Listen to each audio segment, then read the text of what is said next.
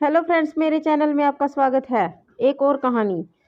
साधना office से घर आई तो देखा आज सोसाइटी ग्राउंड में सब्जी का ठेले वाला खड़ा है। सभी औरतें सब्जी खरीद रही हैं। साधना को थोड़ी राहत महसूस हुई और सोचा कि अब सब्जी खरीदने उसे मार्केट नहीं जाना पड़ेगा। साधना सब्जी के ठेले की ओर बढ़ गई। जैसे ही सब्जी लेने पहुंची, सभी औरतें घूर घूर कर उसे देखने लगी, जैसे उसने कोई जुर्म कर दिया हो। मिसेस शर्मा ने तो कह भी दिया था कि सोसाइटी में अब चैन से खरीदारी भी नहीं कर सकते। शर्म लिहाज का तो जमाना ही नहीं रहा। लोग हर जगह चले आते हैं। चलो बहन, जल्दी जल्दी सब्जी खरीदो। मिसेस शर्मा का कटाक्ष साधना को लेकर ही था। सभी औरतें मुंह बनाकर खा जाने वाली नजरों से साधना को देखते हुए सब्जी लेने लगी। साधना की उनके शब्द तीर की तरह चुभने लगे और रोजाना का यही नाटक है, यह सोचकर उसने कुछ नहीं कहा और सब्जी खरीदने लगी। साधना, भैया कितना हुआ सबका? सब्जी वाले से कहा। सब्जी वाला, दीदी 45 रुपये। साधना ने 50 रुपये का नोट सब्जी वाले को दिया। दीदी 5 रुपये छूटे नहीं हैं, आप कुछ और सब्जी ले लो। कोई बात नहीं भैया, मैंने सभी सब्जी ले ली है, आप अगली बार कम कर देना, पैसे अभी रहने देते हैं, साधना ने कहा। सब्जी वाला कुछ बोल पाता इससे पहले ही मिसेस अग्रवाल बीच में बोल पड़ी। देखो बहनों, मुफ्त की कमाई कैसे उठाई जा रही है। छोटी छोटी बातों में पैसे बनाकर औरत घर को स्वर्ग बनाती है, तभी उसे लक्ष्मी कहा जाता है। पर कुछ तो अपने घर को अपने ही हाथों बर्बाद करके कुलक्षणी बन बैठी हैं। इस बार साधना को गुस्सा आ गया और उन्हें जवाब देना मतलब खुद की बेइज्जती करवाना है। भैया ये पैसे आप इन्हें, मिसेज अग्रवाल की तरफ इशारा करते हुए कहा। मुझे ज़्यादा ज़रूरत इन्हें है, मुझसे ज़्यादा ज़रूरत इन्हें है। आखिर इन्हें घर की लक्ष्मी जो बनना है, और मेरा तो सिर्फ अतीत खराब है, आपकी जुबान और सोच दोनों खराब है, मिसेज अग्रवाल को देखकर कहा। साधना ज़्यादा नहीं बात आगे नहीं बढ़ाना चाहती थी, इसलिए अपने प्लेट की ओर टाल चल दी। पर उनकी बातों ने साधना के मन पर अमिट घाव कर दिए। प्लेट पर आकर साधना ने ताला खोला और सामान किचन में रखा। हाथ पैर धोकर आराम करने के लिए सोफे पर आ बैठी। कुछ देर पहले हुई खटपट साधना के दिमाग में अब भी घूम रही थी। वो सोचने लगी, आखिर उसने तलाक लेकर क्या गलती की जो उसे रोज रोज ये बेतुके ताने सुनने पड़ते हैं। क्या इस समाज में एक महिला का अपना कोई वजूद नहीं? क्यों हमेशा महिला को पुरुष के मोहताज रहना पड़ता है? घर की चारदीवारी में महिला चुपचाप अत्याचार सहे तो वो संस्कारी है, और जो अत्याचार के खिलाफ आवाज उठाए तो वो कुलक्षणी बिगड़ी हुई है। क्यों? क्या अपने हक के लिए लड़ना गलत है? तलाक साधना के लिए अभिशाप बन चुका था। खैर, ये सवाल थे जो साधना को बेचैन तो कर सकते थे, पर इनके जवाब दे पाना उसके बस में नहीं था, जिसकी वजह भी पुरुष प्रधान समाज की गिरी हुई सोच। यहाँ जहाँ औरत परिवार के लिए जरूरी तो है, पर अपना कोई वजूद नहीं। सबसे अलग बात, यहाँ महिला अपने ऊपर लगाई बंदिश से आज़ाद नहीं होना चाहती, और कोई निकालना चाहे तो रीति रिवाज, शर्म, हवा, न जाने किस किस बहाने से उसे रोकने की कोशिश की जाती है। देखा जाए तो औरत ही औरत की दुश्मन बन जाती है। सोचते सोचते साधना अतीत की यादों में खो गई। साधना पढ़ने में बहुत होशियार थी, परंतु जब 12वीं कक्षा में थी तभी उसके पिता की मृत्यु हो गई। परिवार की आर्थिक स्थिति ठीक न होने के कारण साधना को अपनी पढ़ाई बीच में ही छोड़नी पड़ी। कमजोर आर्थिक स्थिति और रिश्तेदारों के कहने पर साधना की मां ने उसकी शादी सार्थक से करवा दी। सार्थक, जो कि उस समय साधना की ही कक्षा में पढ़ता था, परंतु अत्यधिक धनी होने के कारण धीरे धीरे सार्थक गलत आदतों का शिकार होने लगा।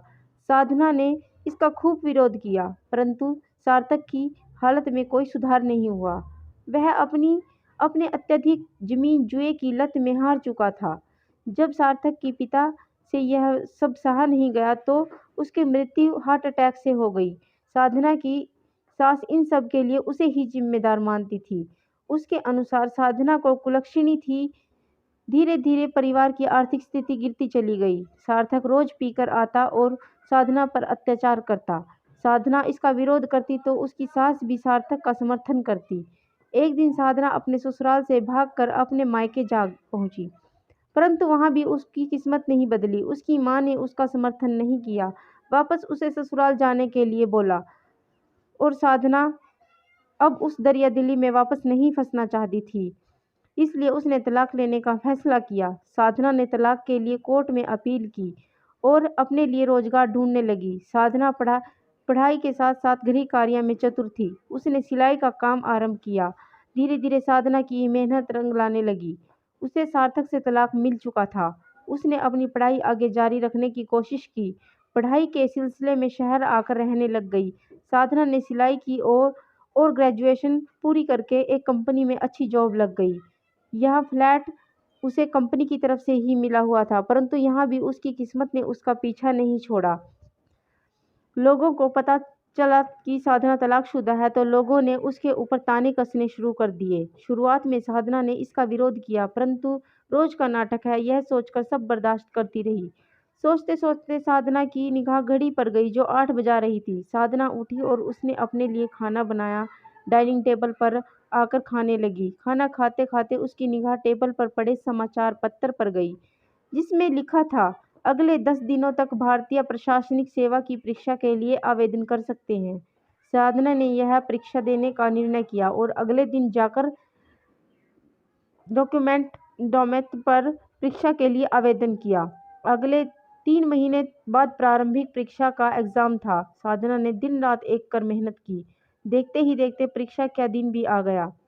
साधना ने परीक्षा दी और अच्छे अंकों से परीक्षा उत्तीर्ण करके साधना मुख्य परीक्षा की तैयारी में उत्तीर्ण की और उसने साधना मुख्य परीक्षा की तैयारी में जुट गई। उसने बहुत मेहनत करके मुख्य परीक्षा पास कर ली।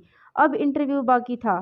साधना ने इसके लिए भी बहुत मेहनत की और देखते देखते इंटरव्यू का दिन भी आ गया। साधना ने इंटरव्यू के लिए सभी सवालों में अच्छे जवाब दिए। आखिर में इंटरव्यू पूछा, आप आईएएस क्यों बनना चाहती है? साधना ने कहा, ताकि मैं अपनी पहचान के लिए किसी पुरुष की मोहताज नहीं होना चाहती। इंटरव्यूअर, आपने तलाक लेने का फैसला किया, पर हमारे समाज में तलाकशुदा महिला को हीन भावना से देखा जाता है। आपके लिए ये फैसला कितना मुश्किल रहा? साधना ने, हाँ ये सच है, मेरा यह काफ़ी आसान था। अत्याचार के खिलाफ आवाज़ उठाना मेरा मानना है। अत्याचार चुपचाप सहना भी अपराध है। इंटरव्यू साधना की जवाबों से खासा इम्प्रेस हुए। कुछ समय बाद परीक्षा परिणाम आया। साधना ने पूरे देश में प्रथम स्थान प्राप्त किया। जैसे ही परिणाम आया, साधना को लेकर लोगों की मन की स्थिति में बदलाव आया।